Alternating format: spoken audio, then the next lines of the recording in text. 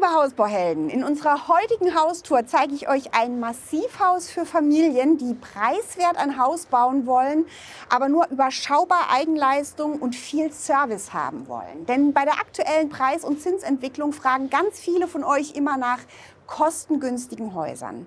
Das funktioniert hier unter anderem über eine reduzierte Größe und eine ganz einfache Kubatur. Und wie das alles aussieht und worauf ihr trotz Sparzwang nicht verzichten solltet, das schauen wir uns heute zusammen an.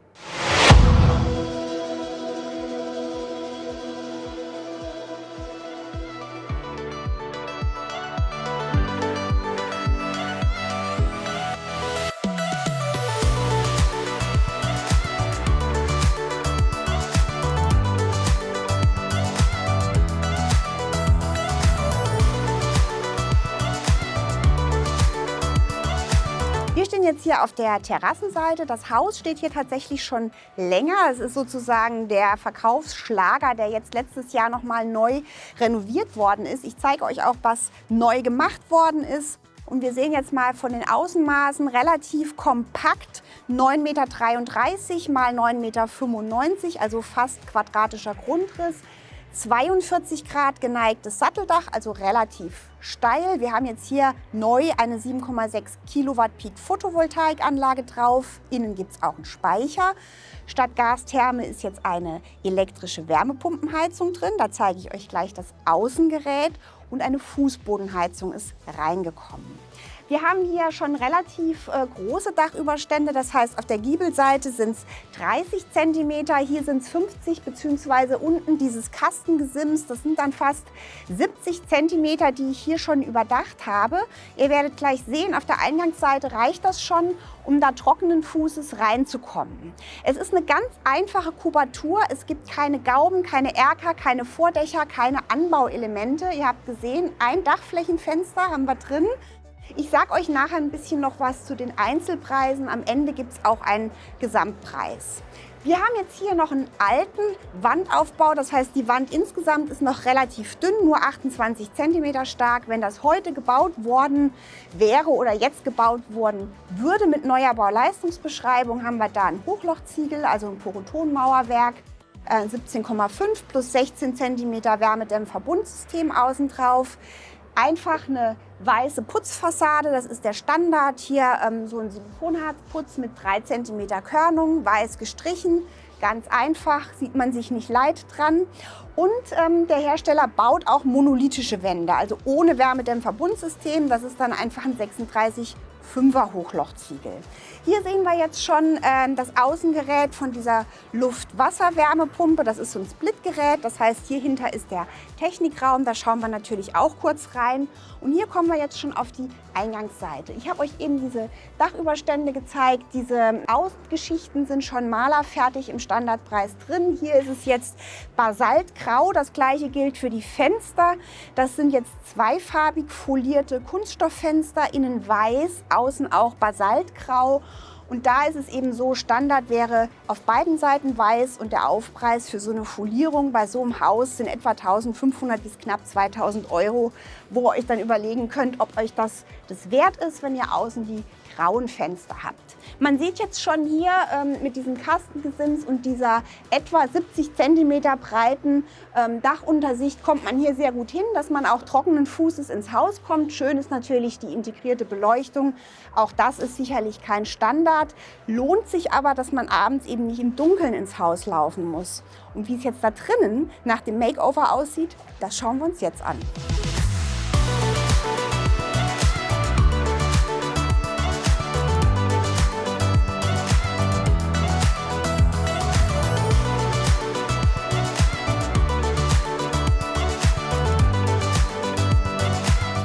Jetzt stehen wir hier schon in der 12 Quadratmeter großen Diele. Ich habe euch ja gesagt, das Haus hat keinen Kniestock, sondern nur so eine Trempelwand oben 80 cm, die so ein bisschen nach innen versetzt ist. Das heißt, wir haben hier eine Nutzfläche von 149 Quadratmetern und eine Wohnfläche von etwa 129 Quadratmetern.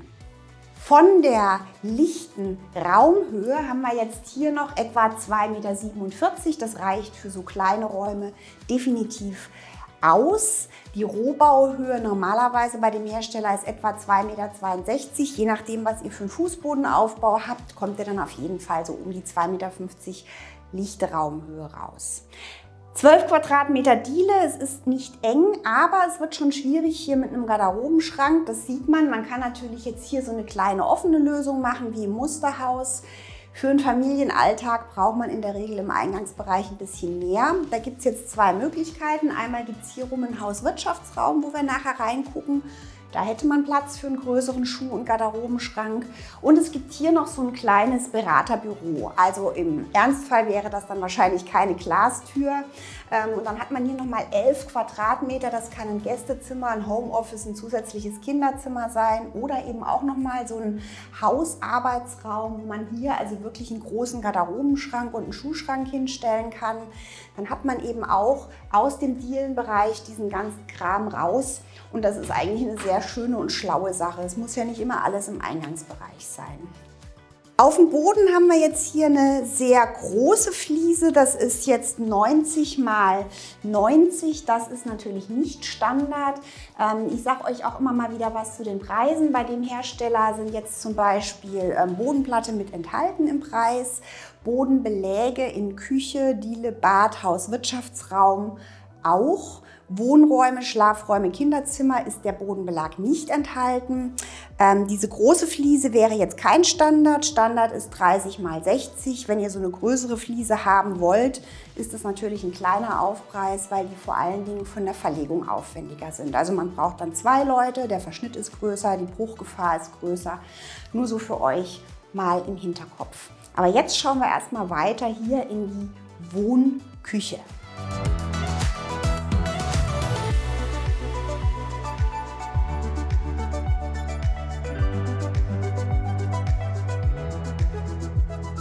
Dieser Raum hat die Bezeichnung Wohnküche wirklich verdient. Das ist eine sehr flächeneffiziente Lösung. Hier ist nämlich wirklich der Wohnraum und die Küche komplett offen und ein Raum. Insgesamt sind das 45 Quadratmeter. Es sind etwa 32 Wohnen und 13 Quadratmeter Küche. Und man sieht schon, das wirkt so sehr großzügig, obwohl gar nicht so viel Fläche dafür verbraucht wird. Klar, das muss man mögen. Man könnte natürlich auch eine abgetrennte Lösung hier machen. Es gäbe auch die Möglichkeit, hier an dem Wohnbereich dieses dahinterliegende Büro zum Beispiel über eine Schiebetür anzuschließen. Dann könnte man sagen, Wohnen und Fernsehen habe ich da um die Ecke und wenn da mal ein Gast schlafen muss, mache ich die Schiebetür zu. Also so viel Flexibilität bietet das auf jeden Fall, dieses Hauskonzept. Aber ich finde, man kann auch mal so eine echte Wohnküche zeigen, dann wird es nämlich hier total großzügig. Sehr schön finde ich, dass es hier nochmal eine Sitzbank gibt. Wir haben hier umlaufend L-förmig diese Küchenzeile, so ein bisschen im Landhausstil. Das ist ein ganz leicht abgetöntes Beige. Das wirkt hier sehr, sehr warm und wohnlich. Auch die Wände sind leicht abgetönt im Vergleich zur weißen Decke. Das ist ja das, was ich euch immer sage, schafft auch ganz viel Struktur für den Raum. Das sind so Kleinigkeiten, die ganz viel ausmachen. Auch Fliesen nur sparsam einsetzen und nur da, wo man sie wirklich braucht. Hier ist jetzt wirklich nur im Spritzbereich umlaufend 56 cm hoch dieser Fliesenspiegel. Sehr schön, dieses lange, schmale Format, wie so ein bisschen Metrofliesen, auch so ein bisschen uneben, relativ hoher Fugenanteil. Also wenn euch jetzt hier die Tomatensauce spritzt, muss euch klar sein, abwaschen, Fugen und so weiter. Das sieht dann irgendwann nicht mehr so schön aus, aber das kriegt man auf jeden Fall alles hin. Dieses Haus ist natürlich auch ohne Lüftungsanlage gebaut. Auch das ist natürlich ein Kostenfaktor, wo ihr euch eine Menge spart. Dafür haben die Fenster so einen Fensterfalzlüfter drin und man muss natürlich regelmäßig lüften. Das heißt auch, macht euch so einen Dunstabzug nicht als Umluftlösung, sondern als echten Abzug nach draußen rein. Dann habt ihr für die Küche, gerade wenn das so eine offene Lösung ist, viel gewonnen. Habt da nicht so das Problem, dass euch diese Essensgerüche in die Polstermöbel reinziehen. Hier um die Ecke sehen wir jetzt rechts und links eine Doppelsteckdose. Das ist für die Küche auf jeden Fall zu wenig. Also 8 bis 10 Steckdosen wird eigentlich empfohlen in der Küche, was man da alles so anschließt. Denkt da also dran bei der Bemusterung. Sehr schön finde ich, dass hier gleich die Beleuchtung integriert ist. Man hat es hier wirklich hell genug zum Arbeiten und die Abwicklung ist auch ganz logisch. Hier kommt dann der Backofen und der Kühlschrank und ursprünglich war in dem Haus hier ein Fenster drin, da merkt man schon, das macht da gar keinen Sinn. Dann kriege ich nämlich hier die geschlossene Küchenfront hin. Ihr braucht natürlich auch noch Stauraum in der Küche und da müsste man wahrscheinlich dann vielleicht auch auf diese Banklösung verzichten. Dafür ist jetzt an dieser Stelle, also das Fenster ist zugemacht worden, hier ein bodentiefes Element reingekommen. Das ist für die Küche wahnsinnig schön. Ich kann da auf kurzem Weg raus in den Kräutergarten, bekomme hier sehr viel Licht rein. Diese Standardelemente sind jetzt hier 2,7 Meter hoch. Die Rohbauöffnungsbreite ist hier 95 cm. Das ist eine Tür, wo man sehr gut rauskommt. Wie gesagt, die dreifach verglasten Kunststofffenster, die sind pflegeleicht und einfach. Und hier gleich schon dieser Sicherheitsbeschlag, der sich eben nur öffnen lässt, wenn man diesen Knopf drückt. Ansonsten sind die Fenster abgeschlossen. Dann hat man also, wenn man jetzt so eine Lösung wählt, L-förmig, ohne diese Theke, wäre natürlich auch möglich, wirklich Platz, hier einen richtig großen Familienesstisch hinzustellen, sonst wird das hier natürlich alles ein bisschen eng. Und hier kommen wir gleich schon zum nächsten Spartipp in Anführungsstrichen. Man hat jetzt hier ganz einfach so einen doppelflügeligen Dreh-Kippbeschlag. Das heißt, ihr habt zwar jetzt hier keinen schwellenfreien Übergang nach draußen, aber das ist einfach die günstigste Lösung.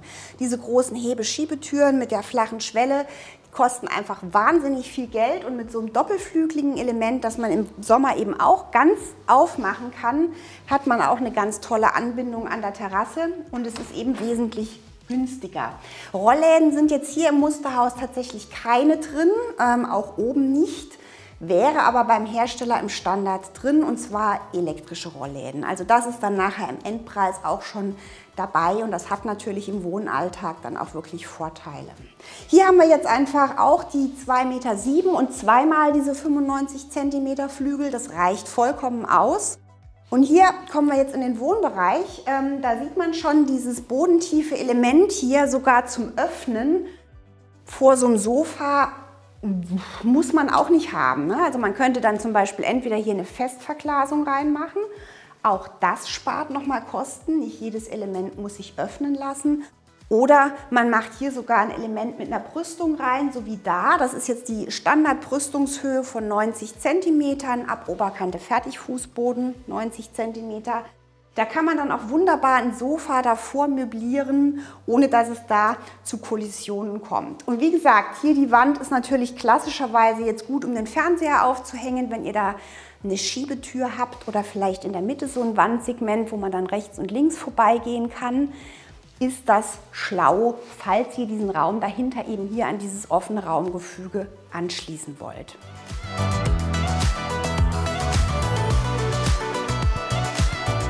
Jetzt schauen wir, was es hier im Erdgeschoss noch für Räume gibt. Da war, wie gesagt, das 11 Quadratmeter große Büro. Hinter mir gibt es jetzt ein Gäste-WC. Das ist ein reines WC, 1,6 Quadratmeter. Das ist also wirklich eine sehr kompakte Fläche. Auch hier wird kein Raum verschwendet. Ihr könnt jetzt schon sehen, hier ist jetzt durchgefliest mit diesen großen Fliesen. Hier haben wir jetzt auch eine Sockelleiste, eine geflieste. Das würde der Hersteller jetzt auch im Standard so nicht anbieten. Die Sockelleisten sind enthalten für alle Räume. In der Regel sind das Holzleisten. Bei diesen gefliesten Sockelleisten ist eben das Problem, in Anführungsstrichen, falls sich der Estrich nochmal setzt, der hat eben ein Schwundverhalten, kann euch da unten die Fuge reißen. Da müsst ihr die Silikonfuge nochmal nachziehen und mit einer Holzfußleiste kann man sowas leichter kaschieren. Gegen Aufpreis macht euch der Hersteller aber auch eine geflieste Sockelleiste, wenn ihr das in den Bereichen, wo Fliesen sind, auch haben wollt. Wenn ihr jetzt hier noch ein Gästezimmer unten habt, wäre es natürlich schlau, hier noch eine Dusche unterzubringen. Auch das ist möglich. Dann würde man eben hier praktisch nochmal so eine Nische haben, die dann abgeht vom Hauswirtschaftsraum, der hier anschließt.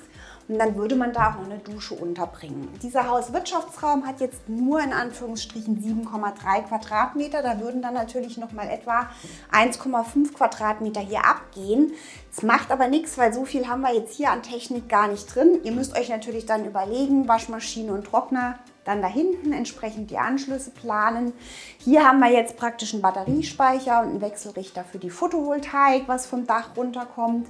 Und ansonsten gibt es hier außer den Hausanschlüssen und dem Elektroverteiler ja nur das Innengerät von der Luft-Wasser-Wärmepumpe mit integriertem Warmwasserspeicher. Das Außengerät steht draußen, das heißt, so viel Platz braucht ihr gar nicht. Weil es hier eben auch keine kontrollierte Lüftungsanlage gibt, kommt man mit diesem kleineren Raum ganz gut aus. Bevor wir uns die Treppe und das Obergeschoss angucken, noch mal einen ganz kleinen Kostentipp hier zum Gäste-WC. Was die Elektrobemusterung angeht, für so einen kleinen Raum reicht es tatsächlich, wenn ihr einen Lichtauslass oben in der Mitte habt. Wenn da ein vernünftiges Leuchtmittel drin ist, ist es auch hier vom Spiegel hell genug. Da müsst ihr nicht mit 1000 Lichtauslässen agieren. Und Fliesen eben nur da, wo man sie wirklich braucht. Bei dem Hersteller wäre jetzt im Gäste-WC ein Fliesenspiegel von 1,6 Quadratmetern im Preis enthalten. Und da kommt man in so einem kleinen Raum auch gut hin. Jetzt schauen wir uns mal die Treppe an, die nach oben führt. Das ist eine viertelgewendelte Treppe mit einem Antritt, der hier eben diese verzogenen Stufen hat. Das ist eine sehr platzsparende Lösung. Ich finde es immer nicht so schön, wenn die Treppe direkt neben der Haustür antritt. Da hat man dann so Kollisionsprobleme und man läuft halt von oben mit barfußen Füßen zur Kaffeemaschine hier über den Fußabtreter.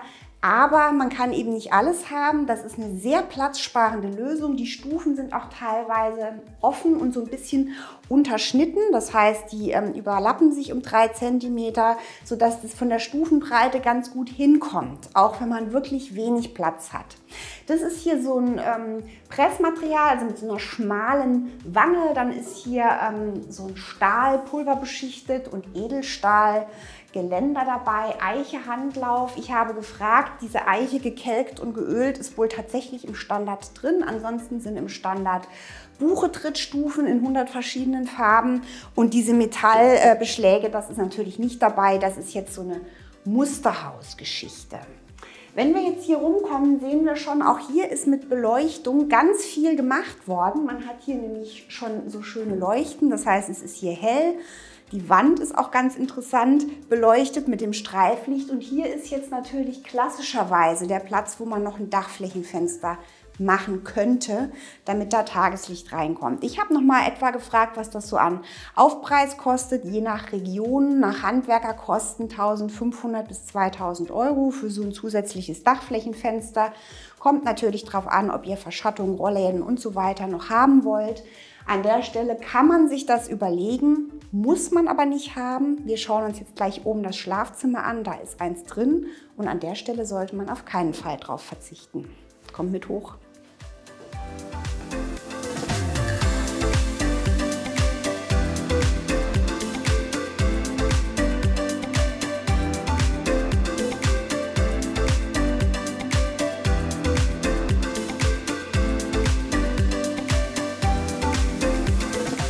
Der Flur hier oben hat jetzt nur knapp 4 Quadratmeter, also auch hier wird kein Platz verschwendet. Sinnvollerweise sitzt dann hier auch der Heizkreisverteiler für die Fußbodenheizung, weil hier stört er nicht, da wird man eh nicht möblieren. Und was wir hier oben noch sehen, ist eine Einschubtreppe. Wir haben da eben mal kurz für euch hochgefilmt, dass ihr seht, bei so einem 42 oder 43 Grad geneigten Satteldach hat man da oben wirklich noch gut Stehhöhe. Wenn ihr das als Lagerraum wirklich benutzen wollt, müsstet ihr euch überlegen, also die Dämmung liegt jetzt hier in der Zwischendecke. Wenn ihr das da oben dann bis ins Dach spitz gedämmt haben wollt, damit ihr keine so großen Temperaturschwankungen habt, ist es nochmal Aufpreis. Und ihr müsstet dann den Boden vielleicht auch begehbar machen, weil jetzt hat man da die Balken und die Dämmung dazwischen. Aber das ist alles möglich, dann könnt ihr das wirklich gut nutzen da oben. Und dann denkt auch noch an den Lichtauslass, damit ihr euch da oben auch ein Licht anschließen könnt. Hier rechts und links gehen jetzt 2 etwa gleich große Kinderzimmer ab. Da schauen wir mal rein. Die haben fast 18,5 Quadratmeter Nutzfläche, also Bodenfläche. Das ist sehr schön, weil hier wirklich viel Platz ist. Von der Wohnfläche sind es rund 14 Quadratmeter. Das kommt jetzt zustande, weil das Haus ja keinen Kniestock hat, also keine aufgemauerte Wand. Das Dach liegt direkt auf der obersten Geschossdecke auf und dann ist hier so eine Trempelwand eingezogen, die so ein bisschen nach innen versetzt ist. Hier haben wir jetzt eine lichte Höhe von etwa 80 cm. Als Wohnfläche wird ja nur das gerechnet, was zwischen 1 und 2 Meter ist zur Hälfte und über 2 Meter Höhe komplett. Deshalb kommt diese Differenz zustande. Klar ist natürlich, wenn man so einen niedrigen Trempel hat, dass man, wenn man das Bett hier jetzt ganz reinschiebt in die Wand, ein bisschen gucken muss mit Kopfstoßen, aber das kann man ja variieren. Platz ist ja hier wirklich genug im Zimmer. Und sehr schön finde ich jetzt auch diese neuen Fenster, die hier reingekommen sind, mit dieser Festverglasung unten, sodass hier also wirklich viel Licht reinkommt. Auch das ist die günstigere Lösung. Dann hat man unten das feststehende Element, braucht keinen französischen Balkon, keine Glasbrüstung. Und hier hat man jetzt die Fenster auch erhöht auf 2,13 Meter und die Breite ist hier 1,07 Meter. Das heißt, da kommt wirklich relativ viel Licht rein. Wir schauen jetzt noch ins zweite Kinderzimmer. Auch das ist schön eingerichtet. Von der Größe auch etwa 18,5 bzw. 14 Quadratmeter Wohnfläche. Und hier kann ich euch jetzt mal noch was zum Thema Aufpreise sagen. Ganz oft sieht man ja diese Häuser dann auch zur Gartenseite mit so einem Kapitänsgiebel. Das heißt, man hat da nochmal so eine Gaube nach unten durchgezogen. Dann hätte man jetzt hier in den Zimmern nochmal so eine Gaube, die rausgeht, könnte hier auch nochmal ein bodentiefes Fenster platzieren, hätte also Licht von zwei Seiten. Und so ein Kapitänsgiebel oder so eine Flachdachgaube würde euch etwa 12.000 bis 15.000 € extra kosten. Aber das bringt natürlich für die Kinderzimmer relativ viel Gewinn auch an Möblierbarkeit, Licht und Wohnfläche. Auf dem Boden haben wir jetzt hier einen Vinylboden in Eiche, Parkettoptik. Wie gesagt, die Böden in Schlafzimmer, Wohnzimmer und Kinderzimmern sind nicht inklusive bei dem Hersteller. Was inklusive ist, ist die Fußleiste. Man kann jetzt hier sehen, das ist jetzt kein Standard, das ist so eine profilierte Holzfußleiste mit nochmal so 2 Profilen drin, aber eine normale Holzfußleiste bekommt ihr auf jeden Fall mitgeliefert. Hier direkt nebenan liegt jetzt das Elternschlafzimmer. Auch hier haben wir eine Bodenfläche von etwa 22 Quadratmetern und eine Wohnfläche von rund 14 Quadratmetern, denn hier ist ja der Bereich, wo jetzt Dachschräge ist, etwas größer. Das heißt, der Abzug ist auch entsprechend größer. Ganz, ganz schön ist jetzt hier dieses eben erwähnte Dachflächenfenster. Das heißt, hier habe ich wirklich einen hellen Raum für einen Schminktisch, für einen gemütlichen Lesesessel. Das bringt hier wirklich ganz viel. Ich habe euch ja gesagt, etwa 1.500 bis 2.000 €.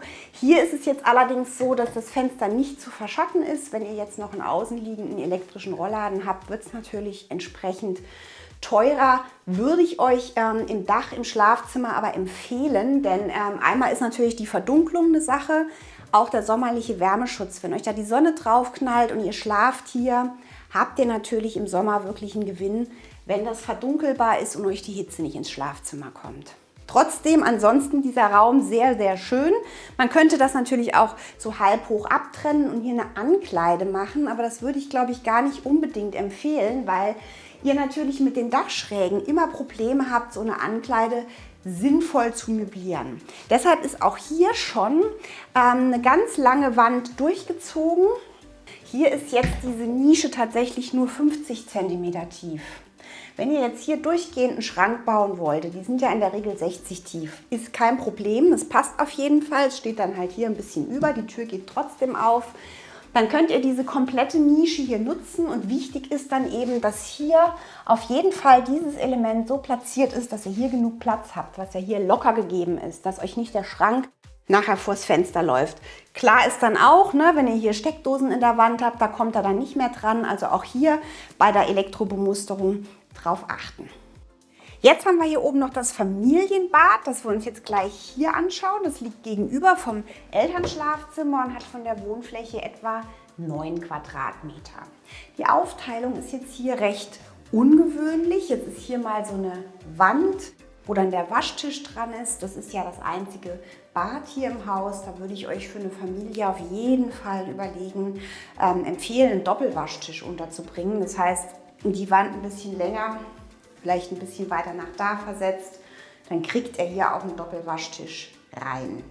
Hier haben wir natürlich jetzt auch die Problematik mit der Trempelwand. Im Bad braucht man natürlich jetzt hier die Stehhöhe, deshalb ist jetzt die Wand hier ein bisschen weiter rein versetzt, sodass ich hier eine lichte Höhe von 1,35 habe.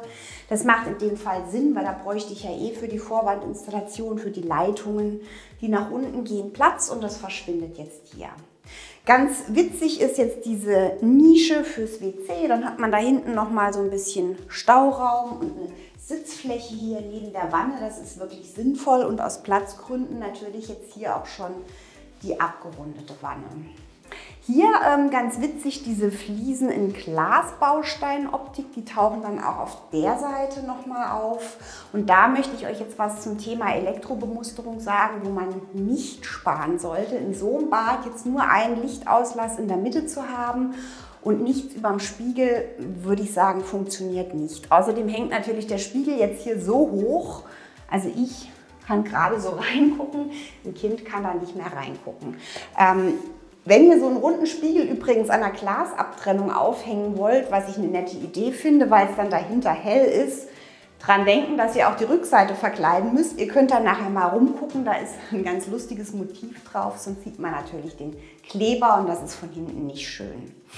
Stichwort Tageslicht, auch hier ist jetzt dieses Fensterelement reingekommen, 2,13 hoch, 1,7 breit mit diesem verglasten, feststehenden Element. Ist im Bad aus Lichtschutzgründen immer so eine Sache. Meistens hat man dann da unten die Plissés. Trotzdem ist es natürlich schön, weil dieser Raum dadurch hell ist. Auch hier kann man sich natürlich ein Dachflächenfenster vorstellen. Ist im Bad immer sinnvoll insofern, als es viel Tageslicht bei maximaler Privatsphäre reinbringt. Was euch natürlich klar sein muss, je mehr Dachflächenfenster ihr habt, desto weniger Fläche habt ihr für Photovoltaik. Also auch da muss man immer abwägen. Jetzt haben wir hier noch so eine große bodenebene Dusche. Das ist auch im Standard bei dem Hersteller, also entweder durchgefliest oder mit so einer reinigungsfreundlicheren flachen Duschtasse. Das sind jetzt hier fast einmal 1 Meter. Das ist schön, das ist groß, wird aber trotzdem gerade mit so einem Regenduschkopf dann hier nicht ohne Abtrennung funktionieren. Das muss euch einfach klar sein, dass ihr hier die Glastüren dann braucht.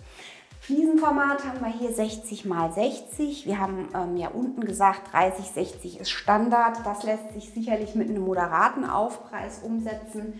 Ganz nett ist, dass dann hier auch wieder die Nische gleich mit drin ist, wo man was abstellen kann.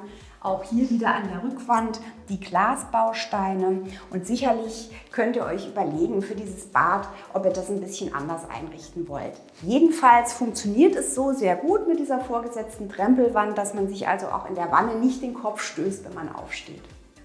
Ach, und übrigens habe ich vergessen, mein Lieblingstipp, ihr habt hier keine Steckdosen am Waschtisch. Auf jeden Fall nicht vergessen im echten Leben. Jetzt haben wir alle Räume in diesem kostenoptimierten Massivhaus gesehen. In der Description habe ich auch eine etwas detailliertere Preisinfo für euch, je nach Regionen. Das wird ja vor Ort Stein auf Stein gemauert. Gibt es da Preisunterschiede? Ich habe euch ja gesagt, im Moment sind die Kosten sehr volatil. Um nur noch mal ein Beispiel zu nennen, so ein Haus zu verklinkern hat vor ein paar Jahren noch 7.000 bis 8.000 Euro Aufpreis gekostet. Im Moment müsst ihr mit 15.000 bis 20.000 Euro rechnen. So wie es hier steht, hier in der Region geht es etwa los bei 323.000 Euro. Schlüsselfertig, fast schlüsselfertig, inklusive Bodenplatte. Wie gesagt, was genau drin ist und was nicht, habe ich euch unten noch mal reingeschrieben. Und wenn ihr kostenoptimiert bauen wollt, schaut euch die Bauleistungsbeschreibung von eurem Anbieter genau an. Das ist der wichtigste Punkt. Wenn ihr euch das Haus selber mal anschauen wollt, es steht hier im Musterhaus Park Lehrte, direkt am Firmenstandort in der Nähe von Hannover. Geöffnet in der Regel montags bis freitags von 11 bis 17 Uhr, am Wochenende von 11 bis 16 Uhr. Hier stehen mehrere Musterhäuser des Herstellers. Über eines, nämlich die Stadtvilla, haben wir auch schon mal eine Haustour gedreht, die ich euch noch mal hier verlinke. Und wenn ihr insgesamt noch mehr Videos von uns schauen wollt, dann abonniert doch unseren Kanal. Am besten mit Glocke, denn dann verpasst ihr auch alle weiteren Videos nicht von und für Hausbauhelden.